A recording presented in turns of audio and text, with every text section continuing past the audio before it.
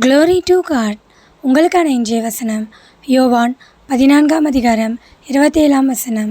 சமாதானத்தை உங்களுக்கு வைத்து போகிறேன், என்னுடைய சமாதானத்தையே உங்களுக்கு கொடுக்கிறேன். உலகம் கொடுக்கிற பிரகாரம் நான் உங்களுக்கு கொடுக்கிறதில்லை. உங்கள் இருதயம் கலங்காமலும் பயப்படாமலும் இருப்பதாக. கிறிஸ்துவுக்குள் பிரியமானவர்களே, சமாதானமின்றி பிரச்சனையோடு போராட்டத்தோடு நீங்கள் இருக்கிறீர்கள் என்றால் கர்த்தர் வசனத்தின் மூலம் உங்களோடு பேசுகிறார். கர்த்தர் உங்களுக்கு சமாதானத்தை கொடுக்க போகிறார். அவருடைய சமாதானத்தையே உங்களுக்கு வைத்திருக்கிறார். உலகம் கொடுக்கிற பிரகாரம் அவர் கொடுக்கிறதில்லை. உங்கள் இருதயம் கலங்க தேவையில்லை.